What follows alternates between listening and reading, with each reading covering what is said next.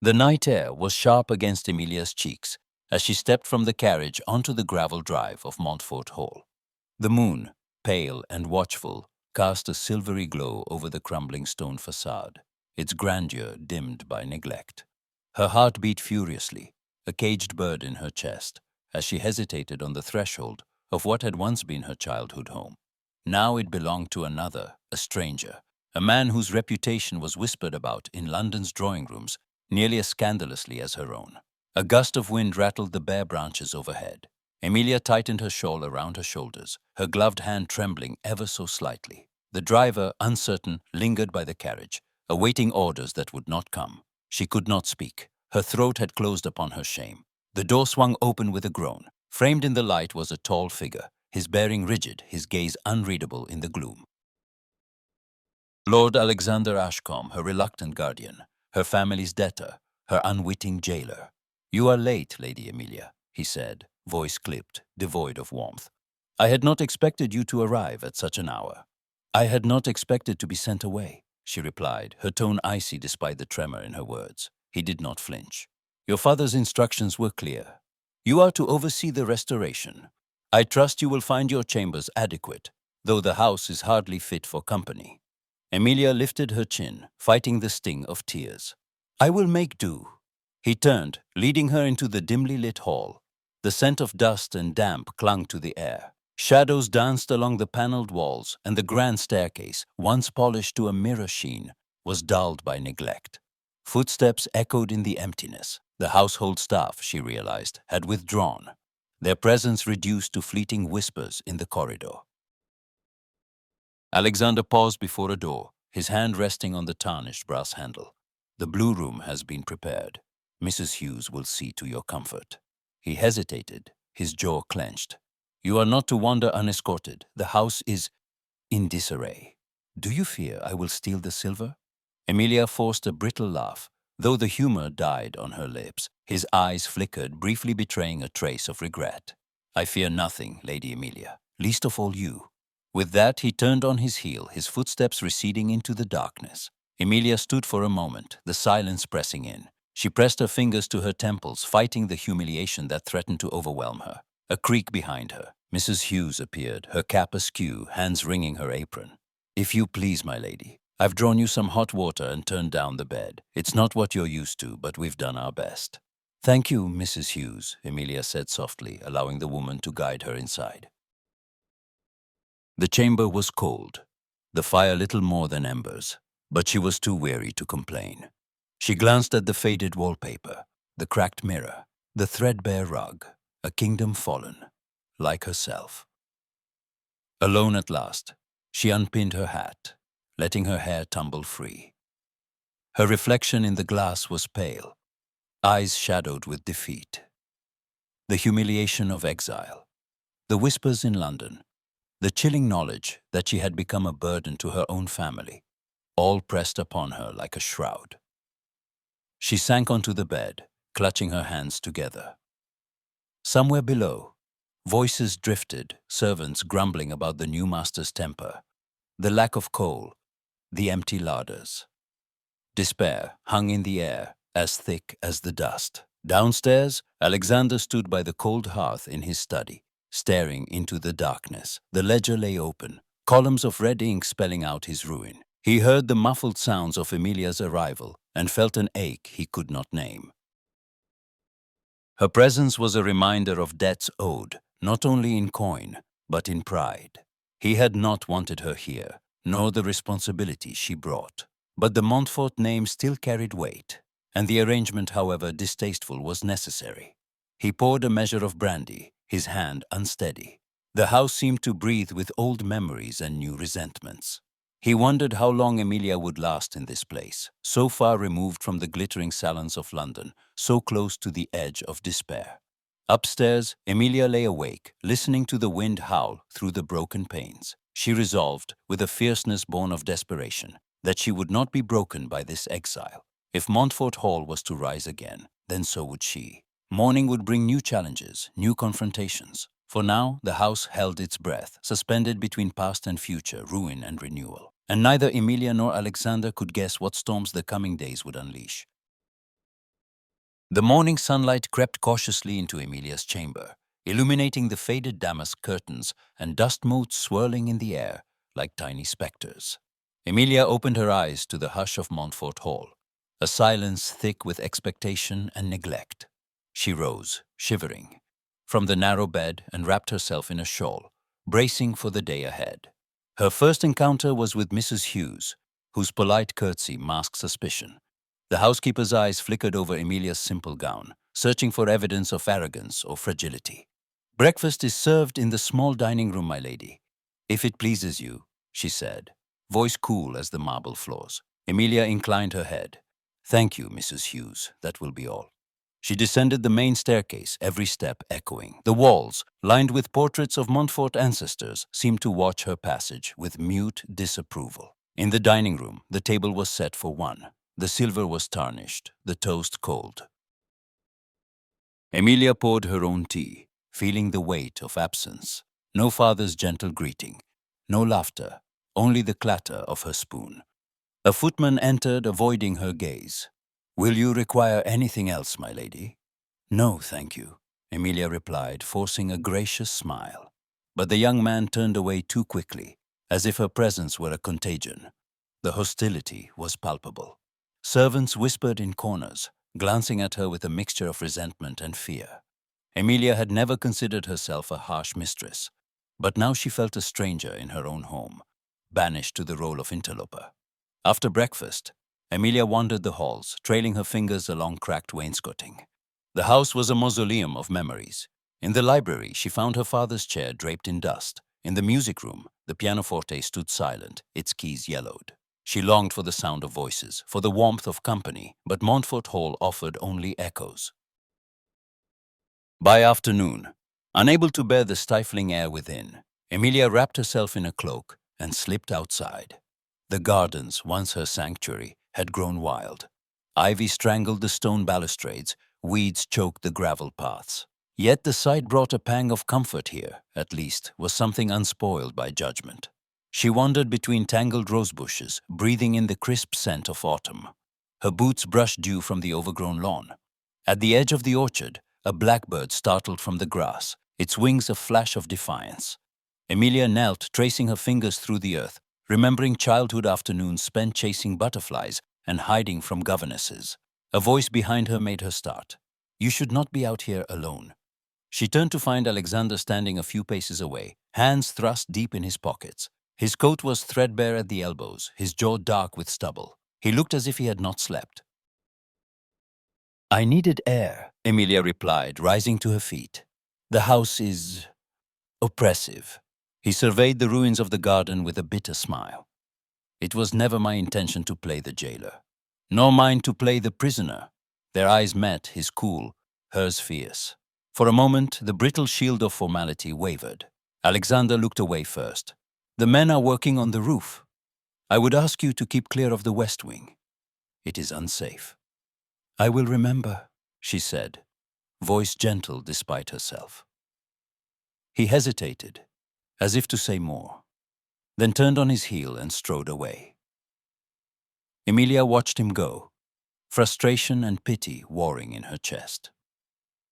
He bore himself with pride, but his shoulders sagged beneath invisible burdens. Left alone, she found solace among the ruins. She explored the abandoned summer house, its paint peeling in delicate scrolls, and paused by the fountain, now a shallow pool of stagnant water. A single rose bloomed by the sundial, defiant against the colder symbol, perhaps, of hope. Inside, the staff's hostility persisted. Mrs. Hughes' instructions were clipped, the maid's eyes averted. Emilia tried kindness, thanking the cook for her efforts, praising the footman's careful arrangement of the drawing-room fire. But her words landed like stones in a well. One afternoon, she encountered a scullery maid in the corridor, arms full of linens. "May I help you?" Emilia asked softly. The girl shook her head, shrinking back. "No, thank you, my lady. I must go." Emilia's smile faltered. She retreated to her chamber, loneliness pressing close. She began to write letters to her mother, pouring her heart onto the page. "Dearest Mama, I am well, though the days pass slowly in this place. The house is not as I remember. The staff treat me with suspicion. and I fear I am unwelcome. Lord Ashcombe is distant, preoccupied with matters of his own. I miss you terribly. I miss the gaiety of London, the light and laughter. If only I could return. Each night, after sealing her letter, she stared into the dying fire and recalled the glittering whirl of society, the music, the candlelight, the murmur of gossip. Here, the silence pressed in, broken only by the wind sighing through broken panes. For Alexander, the days blurred into one another, a relentless march of creditors' letters and estate accounts. He sat for hours at his desk, calculating, recalculating, searching for a way to save himself from ruin. He heard the servants' complaints. The mistress was too proud, too fragile, too foreign to their ways. He listened and said nothing. Yet sometimes, from the window, he caught sight of Emilia in the gardens, her figure small but upright among the brambles. He saw how she moved through the grounds with purpose, how she bent to right a toppled urn or gathered a bouquet of wild flowers for her room.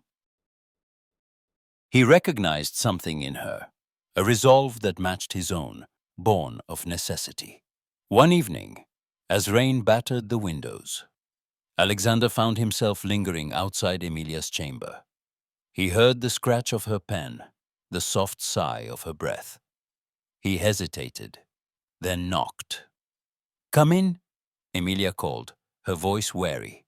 He entered, uncertain. "I wish to ask if you required anything. A book, perhaps. The library is at your disposal." She looked up, surprise flickering across her face. "Thank you, my lord. I have found comfort in reading." He nodded, awkward. "If you need anything, I will ask." A silence stretched between them. He studied her, noting the shadows beneath her eyes, the tension in her hands. "Good night, Lady Emilia," he said at last. "Good night, Lord Ashcombe." He retreated, the door closing softly behind him. Days passed. Emilia lost herself in small tasks, organizing the linen cupboard, mending torn drapes, copying recipes from her mother's hand. She found purpose in restoring order, however modest. Still, each evening ended with a letter home, her longing undiminished. "I walk each day in the gardens, Mama, though they are wild now. There is beauty in their abandon. Sometimes I think I could be happy here, if only I did not feel so very alone. Lord Ashcombe keeps his distance, but I sense he is troubled. I wish I might help him, if only he would let me." The staff remained wary, but Mrs. Hughes began to soften, offering Emilia a cup of tea, a blanket by the fire. The footman, emboldened by Emilia's gentle perseverance, brought her a bouquet of late-blooming violets from the woods. Emilia thanked him with genuine gratitude, her smile brightening the gloom. Still, Alexander watched from afar, haunted by his own failures. The rumors in the village of debts, of dishonor grew louder, and he bore their sting in silence. Yet, as he observed Emilia's quiet determination, something in him shifted. He wondered if together they might defy the expectations that shackled them both. One night, as thunder rolled across the moors, Emilia sat at her desk, pen poised over a fresh sheet of paper. She paused, her gaze drifting to the window where lightning illuminated the wild tangle of the gardens. In the reflection, she saw herself no longer the girl exiled from society, but a woman forging her own strength. In the shadowed halls of Montfort, the air seemed to change. The house, once heavy with sorrow, held the faintest promise of new beginnings. Yet neither Emilia nor Alexander could guess how swiftly that promise would be tested, or what secrets the coming days might reveal. Rain battered the windows with relentless fury, turning the world beyond Montfort Hall into a blur of grey and green. Emilia watched the droplets racing each other down the glass as she finished mending a torn tablecloth by the fire. The Yorkshire countryside was unyielding, its winds fierce, its mud deep and unrepentant. The cold found every crack and crevice, wrapping itself around her like a shroud. Yet she refused to let it conquer her spirit. The staff moved quietly through the halls, resigned to the monotony of stormy days. Emilia greeted each one, offering a gentle word or a grateful nod. She helped the kitchen maid peel potatoes when a delivery failed to arrive, and praised the footman's efforts when he managed to light a stubborn fire in the east wing. Small gestures, perhaps, but they had begun to shift something in the air, a softening, a tentative trust. One morning, as sleet rattled the panes, Mrs. Hughes entered the drawing room to find Emilia sorting a jumble of old letters and documents, unearthed from a locked chest in a disused closet. Dust clung to the parchment, but the handwriting was elegant, the wax seals unbroken for decades. "Beg pardon, my lady, Mrs." Hughes said, her tone uncertain. "Those belong to the Ashcombe family." Emilia glanced up, curiosity brightening her eyes. "I hope to learn more about the house. There is so much I do not know." The housekeeper hesitated, then knelt beside her. Together, they sifted through the yellowed pages. Correspondence between lords and ladies long gone, invitations to glittering balls, receipts for lavish feasts, love letters penned in a more hopeful age. The words spoke of laughter and light, of a mansion alive with music and merriment. "How beautiful it must have been," Emilia murmured. Mrs. Hughes nodded, a faraway look in her eyes. "Before the debts, before the sorrow." Emilia pressed her hand gently. "Perhaps some of that beauty can be restored, if only in small ways." That afternoon, she donned her thickest cloak and ventured into the gardens. The wind tugging at her skirts, she found the gardener, old Mr. Finch, struggling with a broken wheelbarrow. "May I help?" she asked, taking hold of the handle. He looked at her with surprise, then a shy gratitude. "If you like, my lady. These old bones are not what they were." They worked together in the sodden earth, clearing brambles from the path and rescuing a cluster of snowdrops from beneath a fallen branch. Emilia's gloves were soaked, her cheeks numb, but her laughter rang out, a rare sound that drew curious glances from the kitchen window. Over the next days, she proposed small improvements, fresh curtains in the servants' quarters, a weekly half-day for the overworked maids, the planting of herbs in the kitchen garden. She brought the ideas to Mrs. Hughes, who listened with a mixture of skepticism and growing respect. "You need not trouble yourself with such matters, my lady," the housekeeper protested. "But it is no trouble," Emilia insisted. "A cheerful home is made by those within it, not by gilded mirrors or silk drapes. Let us begin where we can." Hughes relented, and soon the house hummed with a new energy. The staff exchanged wary glances, unused to such kindness. But Emilia's sincerity was impossible to deny. She listened to their complaints, remembered their birthdays, and laughed at their quiet jokes. The footman brought her a posy of violets. The scullery maid dared to meet her eyes with a smile. Alexander observed these changes from a distance, his expression unreadable. He passed through the hallways with a measured step, noting the brighter faces, the lighter tread of boots on polished floors. He overheard the kitchen maid humming as she kneaded bread and saw Mrs. Hughes fussing over the arrangement of flowers on the sideboard. Yet when Emilia entered a room, he maintained his mask of indifference. One evening, as he reviewed the estate accounts by candlelight, Mrs. Hughes entered with a report. "The new curtains have arrived, my lord." Lady Emilia arranged for their delivery herself. Alexander's brow furrowed. "I was not informed." "She meant no harm, my lord. She only wished to spare you the trouble." He dismissed the housekeeper with a curt nod, but his thoughts lingered. Emilia's presence had upset the old order brought warmth where there had been only resignation. Still, he bristled at the notion of decisions made without his leave. The next morning, the tension finally broke. Emilia, flushed from the cold, entered the study with an armful of correspondence. "Good morning, Lord Ashcombe. I have arranged for a carpenter to repair the servants' staircase. It is quite dangerous, and I thought—" Alexander set down his pen, his voice cold. "You thought, my lady, but you did not consult me." Emilia's chin lifted, her eyes bright with challenge. "I saw a need, and I acted." The safety of the staff should not be delayed for the sake of protocol. He rose, the flicker of anger in his gaze unmistakable. "This is my house, my responsibility. You are here as a guest, not its mistress." "A guest who must live with the consequences of neglect," she replied, refusing to back down. "If you will not act, then I must." Their words hung between them, brittle as glass. For a moment, neither spoke. The storm outside raged, wind rattling the shutters. Alexander's hands tightened at his sides. "You presume much, and you see only what you wish to see," Emilia said quietly. "This house is dying, and so are those within it. If you wish to save it, you must allow others to help."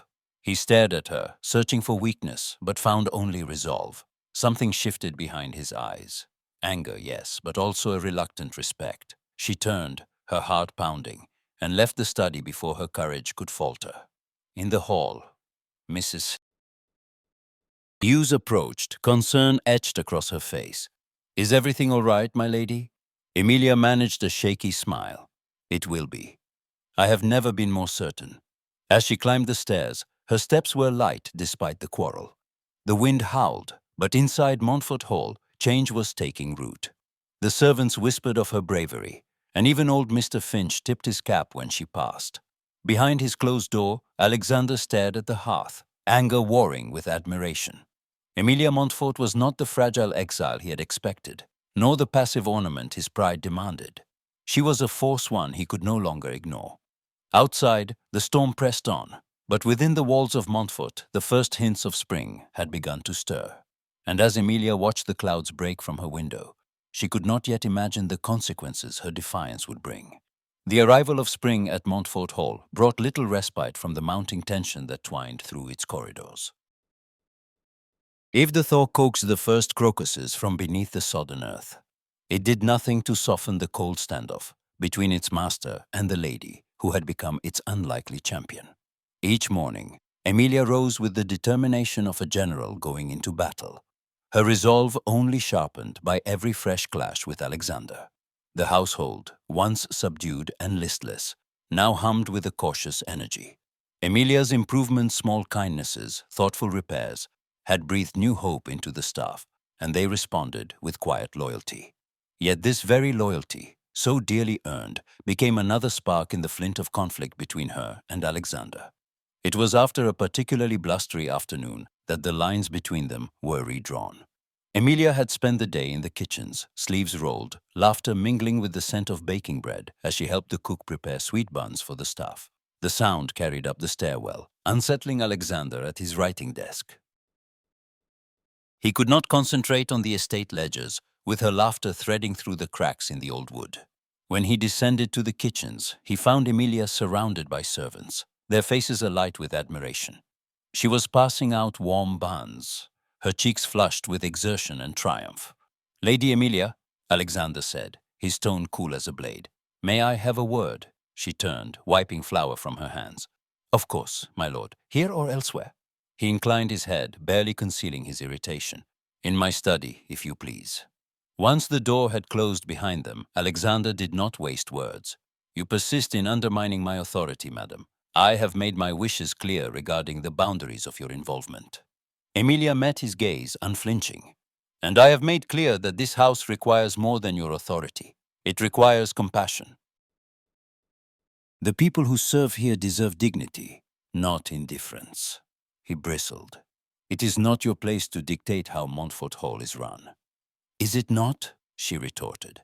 "When I see a maid weeping because her mother is ill and she cannot afford medicine, or a boy limping because the stable roof leaks and he slipped on the ice, am I to look away?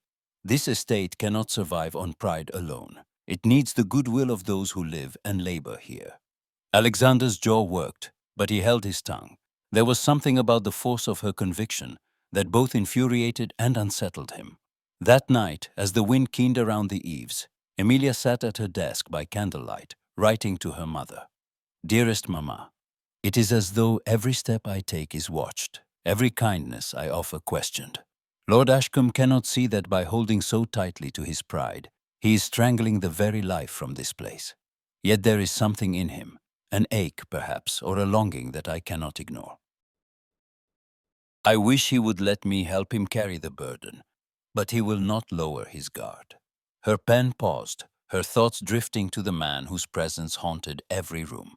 He was a contradiction stern, wounded, and, when he believed himself unobserved, desperately alone. The next morning, Emilia proposed an idea that would ignite the simmering powder keg between them. She gathered the household staff in the great hall, the first time in years such a meeting had been called. Alexander, summoned by Mrs. Hughes, arrived late and stiff with suspicion. Emilia stood at the hearth, her posture regal. "I believe Montfort Hall should open its gates to the village for the spring festival," she declared. "Let us invite the children for games in the orchard, the women for tea in the drawing room, the men for a race around the pond. We have enough to share, if only for a day."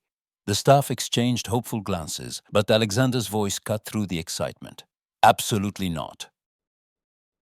This is not a public house, Lady Emilia. The local gentry would never forgive such vulgarity. We would become a laughingstock." Emilia faced him, her chin high. "Would you rather be the object of ridicule for generosity or the subject of scorn for neglect? The villagers already whisper that Montfort Hall has grown cold. Why not give them a reason to speak well of us?" He narrowed his eyes. "You presume too much." "I presume nothing but the desire for Montfort to be loved again," she replied.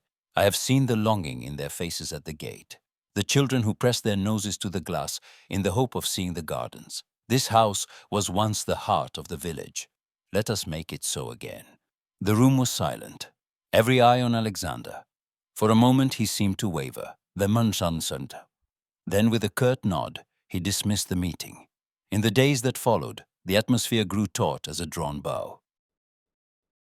Alexander became more withdrawn, spending long hours on horseback, riding the moors until dusk. Emilia pressed on regardless, organizing the staff, gathering supplies, and sending invitations to the village schoolmistress and the vicar's wife. The servants, emboldened by her resolve, worked with new purpose. Alexander watched from the library window as Emilia directed the cleaning of the old ballroom, her laughter echoing in the marble-floored space. He saw the way the staff responded to her, a gentle touch on the arm, a word of encouragement, a shared joke. He could not deny the change she had wrought. Montfort Hall felt warmer, lighter, as if the rooms themselves had begun to hope again. But with this warmth came a confusion of feelings he could neither admit nor dispel. He told himself that her defiance was intolerable, that her interference threatened his authority and the fragile respect of his peers. Yet he found himself drawn to her, compelled by her courage and the quiet fire in her eyes. One afternoon, he found her in the rose garden, pruning dead branches from the bushes. "You persist in disregarding my wishes," he said without preamble. She did not look up. "Your wishes are not always what is best for Montfort." He approached, his shadow falling over her. "You have no idea what it is to carry the weight of this estate, the debts, the expectations, the judgment of every neighbor for miles." She stood, meeting his gaze. "Then let me help you carry it, or at the very least, do not stand in the way of those who would help." He stared at her, his expression unreadable. "And if your festival brings shame upon us?" "Then I will bear it," she said quietly. "But I do not believe it will. I believe it will bring life." He turned away, but her words followed him. That night, unable to sleep, Alexander wandered the halls, listening to the distant sounds of preparation. He paused outside the drawing room, watching as Emilia instructed the maids in hanging garlands of spring flowers. Her joy was infectious, her kindness effortless. He felt like an exile in his own home, both longing to join her and terrified of what it might mean. The day of the festival dawned bright and clear, the first truly warm day of the year. The gates of Montfort Hall were thrown open, and villagers streamed in, children darting across the lawns, women gasping in delight at the long-shuttered rooms, men tipping their hats in gratitude. The staff moved among them, proud and smiling. Emilia presided over it all, radiant in a gown of soft blue. She welcomed each guest with grace, her laughter ringing like a bell across the gardens. When Alexander finally emerged from the shadows, he found himself the subject of respectful nods and shy greetings. For the first time in years, Montfort Hall felt alive. He watched Emilia from a distance, his chest tight with emotions he refused to name. She had done what he could not, bridged the gap between the house and the world outside its gates. He felt both resentment and admiration, the two locked in bitter combat. As twilight fell and the last guests departed, Emilia stood at the edge of the terrace, gazing out over the lantern-lit lawns. Alexander joined her, silent for a long moment. "You have accomplished something I thought impossible," he said at last. She turned to him, her eyes luminous in the fading light. Only because you allowed it, he shook his head. No. In truth, I did nothing but try to stop you. She smiled, a hint of sadness in her expression. Then perhaps next time, you might try to help. He did not answer, but his gaze lingered on her face, searching for something he could not name. Inside, the staff began to clear away the remnants of the celebration, their laughter soft and contented. The air in Montfort Hall was change-charged with possibility, with hope, with something new and unspoken. And as Alexander watched Emilia disappear into the shadows of the great house, he realized that she had become the heart of Montfort, and that his own heart was no longer entirely his own. But the night had not yet revealed all its secrets, and the peace they had found would soon be tested by forces neither of them could control. Thunder cracked overhead, shaking the ancient glass in its frames. Emilia rushed down the back staircase, skirts gathered in one hand, heart pounding as shouts echoed from the courtyard. The storm had struck suddenly, lashing rain sideways, turning the gravel paths to rivers and the fields to black lakes. From the kitchen window, she had glimpsed a flash lightning cleaving the sky above the stables, and then the frantic ringing of the alarm bell. She burst into the yard, wind tearing at her hair, rain soaking her to the skin. Lanterns bobbed through the murk, carried by stable boys and grooms whose faces glistened with fear. The horses screamed inside the stalls, stamping and crashing against their doors. "Lady Emilia, it's the roof," Mrs. Hughes called, shielding her head with her apron. "It's caved in on the west side. There's a beam down." Emilia didn't hesitate. "We must get them out, all of them," she cried, and ran for the stable. Inside, chaos reigned. Water streamed through a jagged hole in the roof, splashing onto the straw. A heavy timber lay across the aisle, blocking the far stalls. One horse had already broken loose, wild-eyed and frothing, while others fought their halters in terror. Alexander appeared from the shadows, hair plastered to his brow, voice sharp with command. "Everyone, keep calm! Tom, fetch more lanterns! Finch, bring the axe move, quickly!" He saw Emilia, her gown dark with mud. "What are you doing here?" he demanded, over the roar of wind and frightened whinnies. "I will not leave them," she shouted back. "We need to free the far stalls. The beam cannot be lifted." He hesitated only a moment. "With enough hands, perhaps, but it is dangerous." "Then let us be quick," she said, determination blazing in her eyes. Together, they rallied the workers. Alexander barked orders. Emilia soothed the horses with gentle words, her hands steady despite the trembling within. They worked side by side, moving from stall to stall, unfastening latches, coaxing panicked animals into the storm. When one colt refused to budge, rearing and striking at the air, Emilia pressed close, murmuring nonsense until the animal calmed enough for Alexander to slip a halter over its neck. "Brave girl," he said, breathless, as they led the colt into the rain. "It is not bravery," she replied, her voice shaking, "only necessity."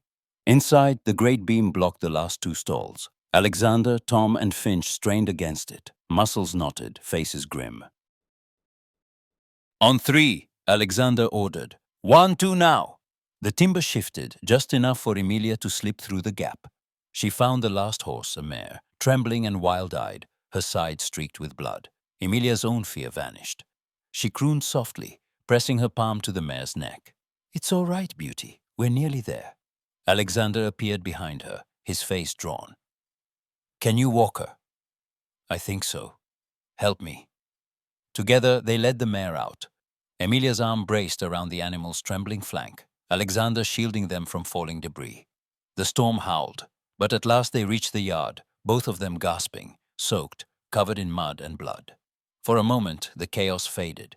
They stood in the rain, shoulders touching, breath mingling in the cold air. Emilia looked up at Alexander, seeing not the lord of the manor, but a man as tired and frightened as herself. He met her gaze, his voice rough. "You should not have risked yourself. And you should not have tried to carry it alone," she answered softly. In the flickering lantern light, vulnerability passed between them, raw, unguarded. For once, the boundaries of pride and duty dissolved.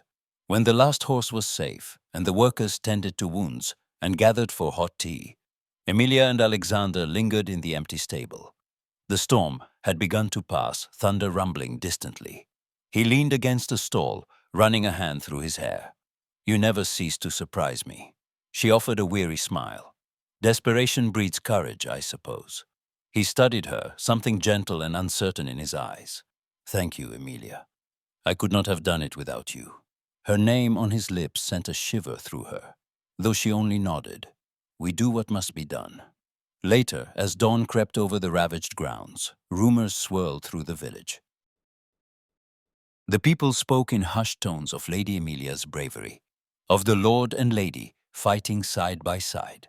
Old suspicions gave way to new gossip, that there was more between them than duty, that the wild storm had uncovered a secret alliance of hearts. Emilia heard the whispers when she visited the kitchen, saw the sidelong glances of the maids. She felt the weight of curiosity and hope, the way every word and glance between her and Alexander was now watched and measured. Alexander too was aware. He caught himself thinking of her more often, of the way she moved, the quiet strength she showed. He found excuses to speak with her about the repairs to the stables, the health of the horses, the needs of the staff. He listened for her laughter, noticed when she was absent. The old reserve warred with something new, something dangerous and exhilarating. Then, one evening, a letter arrived from London. Emilia recognized her mother's script at once, her heart sinking as she broke the seal. Dearest Emilia, enough is enough. Your name is on the lips of every gossip in Mayfair. I command you to return at once. It is not too late to repair the damage to our reputation, but every day spent in Yorkshire makes it harder. Think of your future. Think of your family. With concern, Mother Emilia read the letter by candlelight, the words blurring with unshed tears. She thought of London, the balls, the bright salons, the endless judgment. She thought of Montfort Hall, battered but alive, and of Alexander, whose eyes had grown softer, whose burdens she had come to share. When Mrs. Hughes brought her tea, Emilia folded the letter with trembling fingers. Is all well, my lady? Emilia smiled, her voice steady. Yes, Mrs. Hughes, I'm needed here. I shall not be leaving.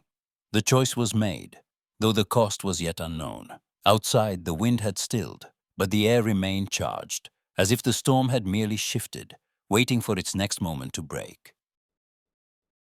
And as Emilia gazed into the uncertain dawn, she knew the true test was yet to come. The early days of summer dawned bright and relentless over Montfort Hall, gilding the fields and woods in sunlight. But Alexander's mood remained a shadowed thing. He paced the library, a letter from his solicitor trembling in his hand, the words of warning and threat as sharp as the edge of a blade. Creditors pressed ever closer, their patience worn thin by promises and delays. His family, too, those distant Ashcombs who had once basked in Montfort's glory-sent missives, laced with scorn and thinly veiled commands. The estate's improvement, so visible now in the bustling stables, and the laughter ringing from the kitchens, did nothing to ease their disdain. They wanted money, not hope. He tried to keep his distance from Emilia. He busied himself with the accounts, riding out to the tenant farms, inspecting fences and ditches, refusing every invitation to linger with her in the drawing room or walk in the gardens. Yet her presence remained everywhere, a subtle perfume in the corridors, a ripple of laughter from the staff, a sense of promise in the air. Montfort was no longer the somber mausoleum he had inherited, and Alexander could not deny that the change was hers. One morning, as he signed another desperate letter to a London banker, Mrs. Hughes entered, her face flushed with excitement. My lord, there is an invitation from the squire for the midsummer ball at Hawthorne Grange, she announced. He asks that the master of Montfort attend, and that Lady Emilia be his guest. Alexander's pen stilled. He had not set foot at Hawthorne Grange since his fortune had begun to slip, and the Ashcombe name had become a byword for folly. He hesitated, the old pride and shame warring in his chest. Thank you, Mrs. Hughes. I shall consider it. Emilia found him later in the study, the invitation unopened on his desk. She wore a simple blue gown, her hair caught back with a ribbon, her eyes bright with curiosity. Will you go to the ball, Alexander? She asked gently. He looked up, searching her face for mockery, and finding none. I have not decided. I'm not much sought after in the neighborhood these days. She smiled, a quiet encouragement. Perhaps it is time for Montfort to be seen again. The village speaks of nothing but renewal and hope. You should be proud." He hesitated, then found himself saying, "Would you accompany me, Emilia, as my guest?" A blush crept over her cheeks. "I would be honored, my lord." So it was decided. The days before the ball passed in a flurry of preparations.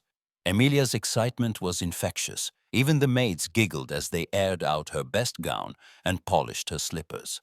Alexander watched her from afar, feeling a strange mixture of anticipation and dread. The thought of appearing before the county with Emilia at his side was both a balm and a torment. She was his strength, but also a reminder of how easily he might lose everything. On the evening of the ball, Montfort's carriage rolled down the long drive, wheels crunching on gravel. Emilia sat beside Alexander, her gloved hands folded in her lap, her heart fluttering with nerves. Outside, the countryside bloomed with wild roses and the last light of day. "Are you nervous?" she asked, her voice low. He managed a wry smile. "I'm not easily intimidated by country assemblies, Lady Emilia. But tonight, I confess, I would rather face a charging bull than the scrutiny of our neighbors."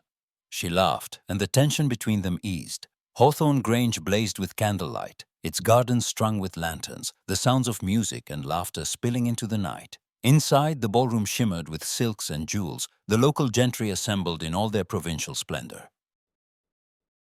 Alexander offered Emilia his arm. Heads turned as they entered, some faces curious, others openly appraising. The Ashcombe name still carried a certain notoriety, but the sight of Alexander with Emilia at his side sent a ripple through the crowd. The squire greeted them with boisterous warmth. "Ashcombe, Lady Emilia, welcome, welcome, 'tis good to see Montfort's doors open again." As they moved through the crowd, Emilia felt the stares, some tinged with malice, others with speculation. She held her head high, refusing to shrink from the whispers. They danced, first with others, then together. The band struck up a waltz, and Alexander led Emilia onto the floor. His hand at her waist was steady, his eyes holding hers. "You dance beautifully," he murmured. "It has been years," she replied, her voice barely above a whisper. "But I find I remember, with the right partner." He smiled, something tender flickering in his gaze. "You have brought Montfort back to life, Emilia." She looked away, her cheeks flushing. "I have only done what I could. It is you who gave me the chance." He shook his head. "I fought you every step of the way. I was afraid of failing, of losing what little remained. You have shown me another way." They moved together, the world falling away until only the music and their shared breath remained. When the waltz ended, neither wished to leave the floor. Later, as they wandered through the garden, lanterns swinging above their heads, Alexander spoke quietly. "When I was a boy, I thought Montfort would be my kingdom, a place where I belonged, where I would be loved and respected. But I squandered it, through pride and foolishness. Sometimes I think I do not deserve a second chance." Emilia touched his arm, her voice gentle. "We all lose our way, Alexander. What matters is what we do when we find ourselves lost." He looked at her, vulnerability naked in his eyes. "And what of you, Emilia? What do you dream of now?" She hesitated, staring at the moonlit lawns. "Once I dreamed of London, of admiration and triumph. Now I wish only to belong somewhere, to be needed, to matter. Here, I have found a purpose I never knew I was missing." He took her hand, his thumb brushing her knuckles. "You matter more than you know." Their intimacy was interrupted by laughter from the terrace. As they returned to the ballroom, the air sharpened with whispers. A group of matrons clustered near the punch bowl, their voices pointed. "Sent away from London for her disgrace. Enthralling Lord Ashcombe, though I doubt she could save him. Such presumption to appear here." Emilia stiffened, her cheeks burning. Alexander, hearing the words, drew her closer. "Pay them no mind," he said quietly. "They do not know you as I do." "But they judge me all the same," she replied, pain flashing in her eyes. He turned, facing the small crowd of gossips, his voice ringing clear. "Lady Emilia is my honored guest, and Montfort Hall owes its revival to her. I will not hear a word spoken against her." The room fell silent. For a moment, no one moved. Then, slowly, conversation resumed, but the malicious glances faded. Emilia looked up at Alexander, gratitude and surprise mingling in her gaze. "Thank you," she whispered. He squeezed her hand. "You are not alone, Emilia. Not while I have breath." For the rest of the evening, they were inseparable, dancing, laughing, sharing quiet moments in the shadowed corners of the ballroom. The villagers and tenants who attended watched with open delight, whispering that perhaps Montfort's troubles were at last behind it. But as the carriage rattled home through the moonlit fields, Alexander's thoughts were troubled. The debts remained. The family's anger simmered, and the world was not kind to those who defied its rules. Yet in Emilia's presence, he found courage he had thought lost forever. Back at Montfort Hall, Emilia lay awake, her heart full of hope and fear in equal measure. She thought of Alexander's gentle words, the way he had stood by her, and wondered what the future might hold. The rumors in the village grew. The pressure from London threatened. But for the first time, she felt truly seen. As dawn crept over the estate, golden light spilled into the corridors, painting everything with the promise of a new beginning. Yet shadows lingered at the edge of that light, and Emilia knew that their trials were far from over. In the uncertain hours before morning, with the world poised between hope and heartbreak, neither Emilia nor Alexander could imagine how swiftly fate would test their fragile happiness. A midsummer haze floated over Montfort Hall, bringing with it the fragrance of jasmine and the shimmer of hope. The estate, once battered by neglect and despair, now hummed with life, its gardens overflowing with bloom, its fields rich with promise. At the heart of this transformation moved Emilia, tireless and radiant, her presence a gentle command that coaxed order from chaos. Yet, within the walls of the great house, tension curled like smoke. Alexander and Emilia circled each other, drawn ever closer by the bond forged in adversity, yet both wary of surrendering to the feelings that threatened their hard-won composure. The memory of their night at Hawthorne Grange lingered between them, every word and glance weighted with meaning unspoken. Alexander felt it most keenly in the quiet hours. He would watch Emilia as she walked the grounds, her laughter carrying to him on the breeze, and feel a longing that twisted between hope and fear. He had seen how the villagers now tipped their hats to her, how the staff sought her opinion with deference once reserved for the master himself. She had become the queen of a kingdom he was losing, and every day he admired her more. But admiration warred with dread. The latest letter from London had arrived that morning, its seal broken with trembling fingers. The news was as bleak as he had feared. The Ashcombe name, already sullied, stood on the edge of disgrace. Creditors would soon force a reckoning. The estate might be lost. Worse, he might bring ruin down not only on himself, but on Emilia, the one person who had brought light into his world. He withdrew into himself, speaking little at meals, riding out alone for hours on the moors. Emilia, sensing his turmoil, respected his silence but watched with growing anxiety. One afternoon, as she arranged wildflowers in the drawing room, Mrs. Hughes entered with a letter. "This came for you, my lady, from Lady Morton in London." Emilia took the letter, recognizing her mother's friend's hand. Her heart leapt with possibility. If Lady Morton was writing, perhaps there was news of the social circles she had once known so well. She read quickly, her brow furrowing in concern. Later, she found Alexander in the library, surrounded by ledgers and unopened correspondence. He looked up, shadows etched deep beneath his eyes. "Is there news?" she asked gently. He hesitated, pride warring with exhaustion. "The situation is worse than I believed. The Ashcombe name may not survive the month. The creditors have grown impatient, and my family. They care only for the title, not the man who bears it." She sat across from him, her hands folded tightly. "You are not alone, Alexander." He let out a bitter laugh. "That is a comforting lie." "It is not a lie," she insisted, her voice fierce. "You have built something here, something worth saving. The villagers, the staff, they trust you again. And I," she faltered, unable to confess the truth of her heart. He turned away, unwilling to meet her gaze. "If I lose Montfort, I lose everything." That night, Emilia sat at her writing desk, candlelight flickering over the pages of Lady Morton's letter. She read it again, focusing on a single line. "If there is anything you require, my dear Emilia, my doors are always open to you. The men of business who call on Lord Morton are often the very ones who hold the fates of families in their hands." A plan began to take shape. Emilia, daughter of a marquis and former belle of London, still had influence if she dared use it. She penned a reply to Lady Morton, veiling her request in polite inquiry, but making her needs clear. She asked for introductions, for the ear of bankers and men of standing, for any word that might slow the relentless tide threatening Montfort. The next days passed in a blur of activity. Emilia wrote letters and sent them by discreet post. She spoke with the steward about ways to increase the estate's income-leasing pasture, opening a dairy, inviting the villagers to market days at Montfort.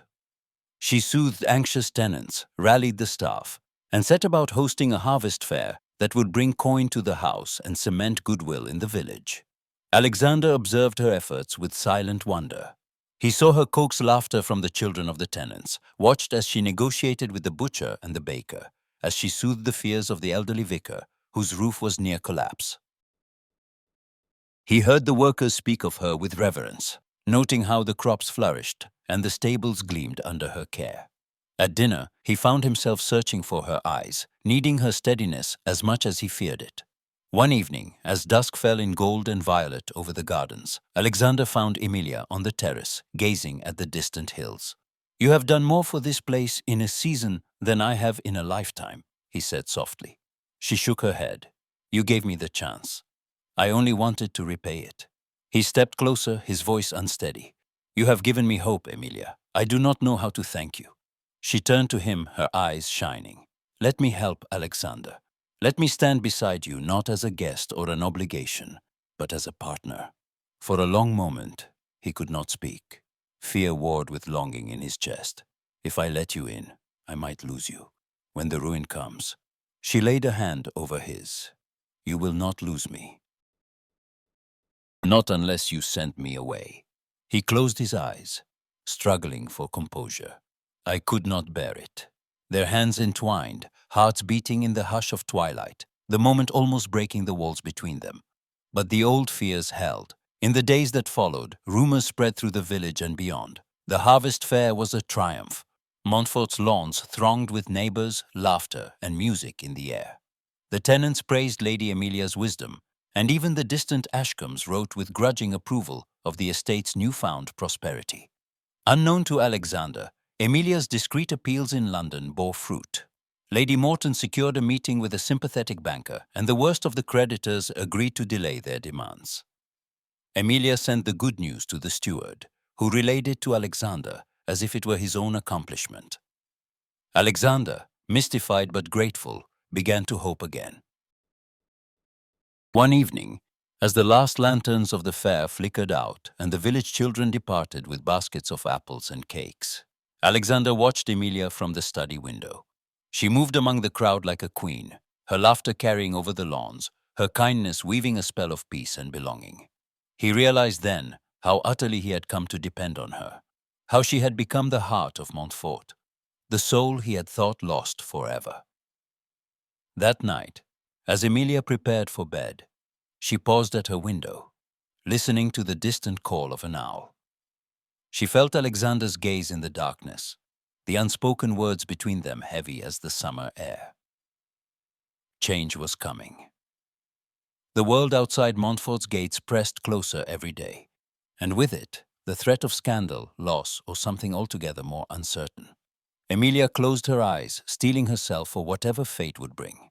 She had chosen her path and would see it through, come what may. And as the moon rose high over Montfort Hall, both she and Alexander knew that their hearts and their future hung in the balance, waiting for the dawn. A hush fell over Montfort Hall on the morning the Marquis of Lindale arrived. The sunlight that had gilded the lawns seemed to dim as the black coach rumbled down the drive, its polished doors reflecting the anxious faces of the staff. Emilia watched from an upper window, hands pressed to the glass, her heart thudding in her chest. She had not expected him, not now, not after months of silence and only the occasional letter filled with veiled reproach.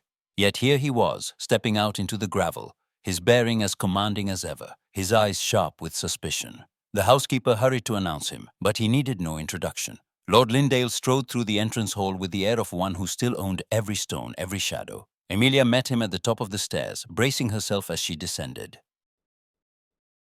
"Papa," she said, voice carefully measured, "you did not write." His gaze swept over her, taking in the plain muslin gown, the flush of work on her cheeks, the confidence in her step. "Clearly, you have settled in," he said, his voice heavy with irony. "I see you are quite at home in your exile." "I am no exile," Emilia replied quietly. "I have found purpose here." He said nothing, merely offered his arm, and together they walked into the morning room. The staff watched their passage, whispers trailing in their wake. Lord Lindale's inspection of Montfort began at once. He moved through the house and grounds with a critical eye, noting the fresh paint, the laughter from the kitchens, the orderly flower beds, the bustle in the stables. Everywhere he turned, he encountered evidence of a transformation, one he could not attribute to Alexander Ashcombe alone. In the library, Alexander stood waiting, shoulders squared against the coming storm. He greeted Lindale with a stiff bow. "My lord." "Welcome to Montfort." Lindale's reply was cool.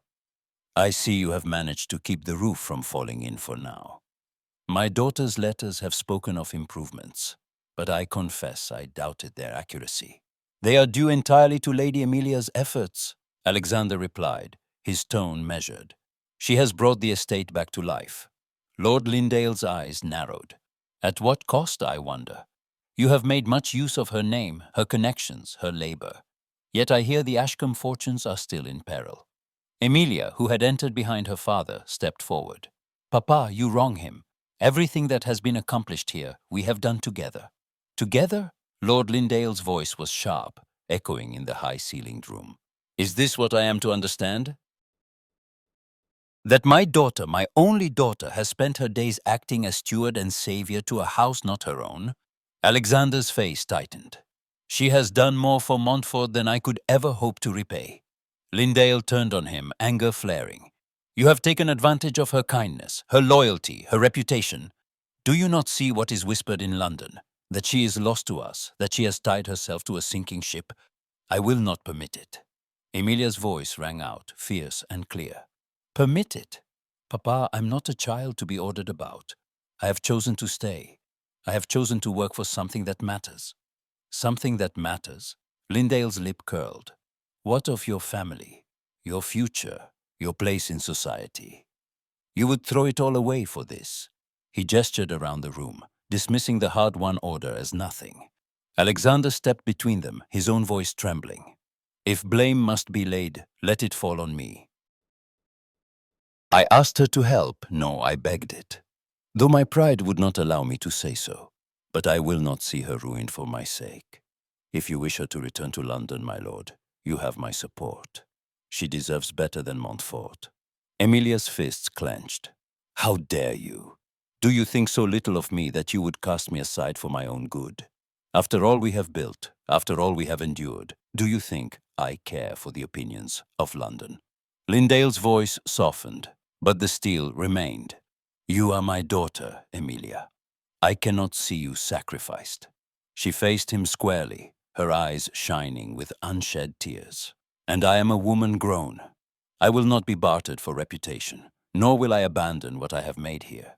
These people depend on me. Montfort needs me, and I need it, more than I ever needed a London season or a titled match." There was a painful silence. Alexander turned away, unable to meet her eyes. "He is right, Emilia, you must go. Save yourself while you can." She crossed to him, her voice shaking. "I will not. You are not unworthy, Alexander. You have given everything to this place, your pride, your name, your hope. If I leave, it is not to save myself, but to betray what we have become together." Lord Lindale watched them both, his anger tempered by confusion and something like awe. He saw his daughter not as a fallen debutante, but as a woman transformed, a woman who had found her own purpose, her own kingdom. "Is this truly what you desire?" he asked softly. Emilia nodded, her voice steady. "It is." Lindale looked at Alexander, his expression grudgingly respectful. Then Ashcombe, you must be worthy of her. If you fail, if her name is dragged further through the mud, I will hold you to account. Alexander bowed his head. You have my word, my lord. But when Lindale left the room, Alexander's composure shattered. He turned to Emilia, voice raw. You should go, Emilia, truly. I cannot bear to be the cause of your disgrace. She reached for him, tears bright in her eyes. You are not. You are the reason I have found meaning, the reason this house and these people have hope. Do not send me away. He pulled her close, his voice breaking. If I loved you less, I would let you stay. But your happiness, your future must come first. Emilia held him, refusing to let go. My happiness is here, with you, with Montfort. Outside, the house was quiet, the staff listening in anxious silence. The confrontation had left the air charged, every soul within Montfort waiting for the next word, the next decision. But in that stillness, Emilia knew that the choice was hers alone and that the battle for her future, and for Alexander's, had only just begun. A brittle, silent dawn broke the day Emilia left Montfort Hall. She stood in her chamber, the air thick with sorrow, as Mrs. Hughes helped fasten her traveling cloak. The staff gathered in the foyer, eyes glistening, but no one dared speak.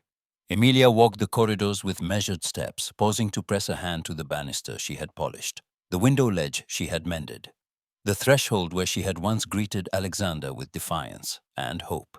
Before her carriage arrived, Emilia called Mrs. Hughes, Tom, and old Mr. Finch to the morning room. She spoke quietly, her voice steady but her hands trembling. I am leaving instructions for the kitchen garden, rotate the beans and peas, and do not neglect the rose beds. The accounts are in order. I have written to the suppliers. Please keep the workers half day and let the staff know their efforts have not gone unseen. The fair must continue, even if I am not here to host it. Tom tried to protest. But my lady, Emilia silenced him with a gentle look. This is not farewell. It is only for now. The carriage bore her away from the only place she had ever truly belonged. The wild hedgerows blurring past as she pressed her handkerchief to her lips to stifle a sob. She did not look back, not even as Montfort's chimneys vanished behind a shroud of mist. Inside Montfort Hall, the air felt heavier, colder. Alexander wandered from room to room, each space echoing with her absence. He found her handwriting on the ledgers, her careful notes in the kitchen, her scent lingering in the walled garden. Despair gnawed at him, regret sharp and merciless, for letting her go in the misguided hope of preserving her reputation. He had thought he was acting for her good, but the silence she left behind was unbearable. He avoided the staff, ashamed to meet their eyes. The household grew subdued. Laughter faded, tempers frayed. The gardens wilted. The workers, once proud of their renewed purpose, now moved with the old, defeated air. Alexander tried to rally them, but his words sounded hollow even to himself. At night, he pored over the accounts Emilia had so carefully kept, seeing in each column her diligence and optimism. He sat by the empty hearth, haunted by memories, the warmth of her laughter, the fire of her convictions, the comfort of her touch. He realized that what Emilia had given him was not just a second chance for Montfort, but a lesson in humility, leadership, and love.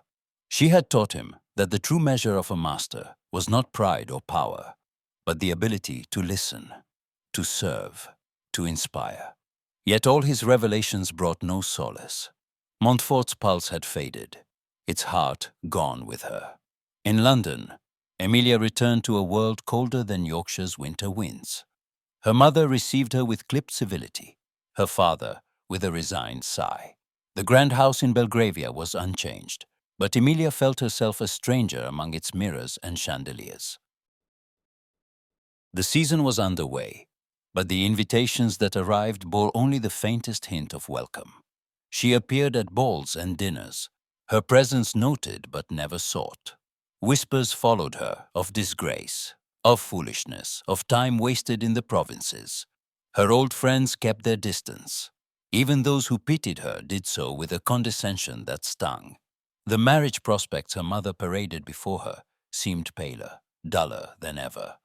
Emilia's mind wandered always to Montfort, the laughter of the maids, the scent of cut grass, the steady presence of Alexander, who haunted her dreams. Her father pressed her for explanations. Was it truly so dreadful, child? To be mistress of a crumbling estate, you must let it go. She answered with silence, unable to explain the ache that would not leave her. Each evening, she retreated to her room, poring over the letters she had received from Mrs. Hughes and Tom, full of updates and gentle encouragement. But as the weeks passed, the tone changed. My lady, Mrs. Hughes wrote, the gardens are not what they were. The men argue, and the fair was poorly attended. Master Ashcombe is seldom seen. We miss you more than words can say. From Tom, Lady Emilia, the roof leaks again. The horses are restless. Please, if you can, write us instructions. The hall is not the same. Emilia replied to every letter, offering advice, praise, and reminders of the pride they had once shared. But she saw the truth in their words. Without her, the estate was slipping back into decay. Worse, Alexander seemed to be withdrawing from the world, his letters, when they came at all, short, bleak, and full of self-reproach. In her loneliness, Emilia tried to resume the life she had left behind. She attended soirees, listened to gossip, and endured the ceaseless machinations of her mother. But nothing tasted sweet. Every pleasure turned to ash. At night, she would sit by her window, clutching a faded sprig of lavender from Montfort's gardens, and weep for all she had lost. Alexander, too, was a prisoner of memory. He stalked the empty halls, unable to sleep, haunted by the sound of her voice, the echo of her footsteps on the stair. He found himself at the edge of the fields, gazing toward the village, longing for the sight of a blue gown among the roses. The staff, demoralized, whispered about his decline. Some even spoke of leaving. One day, Alexander discovered a bundle of letters in the kitchen, all addressed to Emilia. Workers and villagers alike had written to her, pleading for her return. My lady, wrote old Mr. Finch, the orchard is wild again. The children miss your stories. If you do not return, I fear the hall will be lost. Lady Emilia, another letter read, we are lost without you. Please come home. Emilia read these letters in her London chamber, tears streaming down her cheeks. She felt the pull of Montfort, stronger than any decree or social expectation. Both she and Alexander clung to their memories, each day more certain that they had made a terrible mistake. They ached for the life they had created together, for the warmth and meaning that had bound them to Montfort and to each other. As autumn's first chill crept into the air, a sense of reckoning gathered like storm clouds on the horizon. Choices made in the name of duty now threatened to unravel every fragile hope. And in the gathering dusk, both Emilia and Alexander stood poised on the edge of decision, hearts aching, uncertain if love would be enough to call them home. London's sky hung low and grey, draping Belgravia in a shroud of gloom. Alexander's carriage rattled through the morning mist, his heart hammering with purpose he had not felt in months. He had spent too many days wandering the empty halls of Montfort, haunted by Emilia's absence and the letters that arrived from her and from his own estate, each a reminder of the life they had built and the void left behind. He had tried to bury his longing, telling himself that he had done the right thing, that her happiness and reputation must come first. But the truth burned in him. Montfort was lost without her. He was lost. At last, he could endure it no longer. He stepped out onto the pavement before the Lindale townhouse, ignoring the stares of passers-by and the wary glance of the butler as he demanded entrance. The drawing room was bright, gilded, and stifling. Emilia's father, the Marquis, waited by the hearth, flanked by Emilia's mother and a pair of watchful aunts. Alexander bowed, but his voice was unwavering. I have come to speak with Lady Emilia. I will not leave until I do so. Lord Lindale's eyes narrowed. You presume much, Ashcombe. Have you not done enough harm? Alexander met his gaze, every ounce of pride stripped away. If loving your daughter is a crime, then I confess to it fully. I have come because I cannot live another day without her. I'm prepared to say so to all London, if need be. A silence fell, broken only by the nervous rustle of Emilia's mother's skirts. Then Emilia herself entered, her eyes wide with shock and hope, her bearing more regal than any debutante's. "Alexander," she breathed.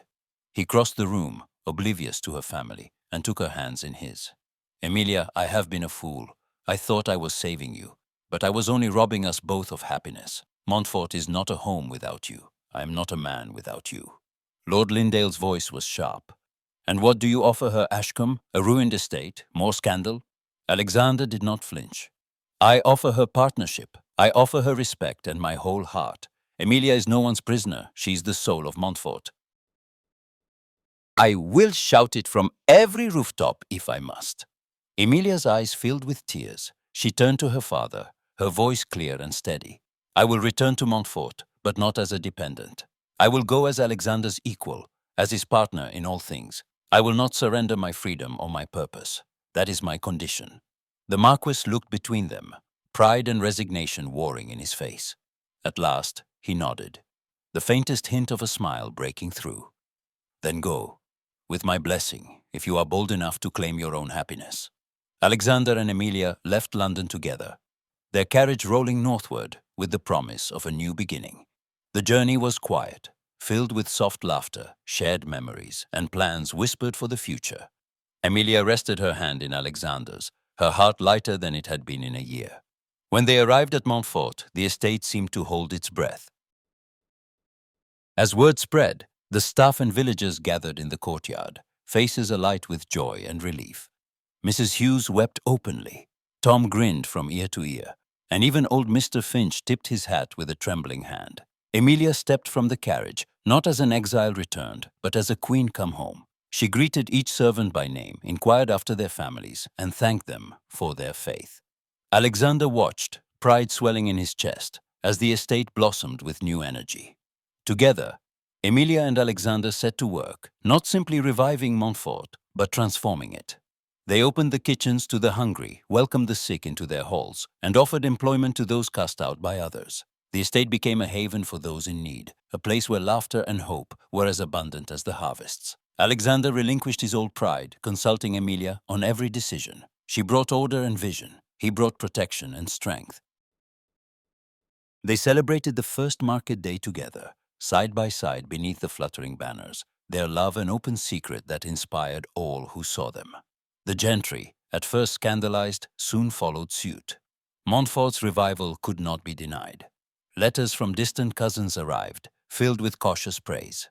The villagers spoke of the hall as their own, and the children raced through the gardens as if it were their birthright.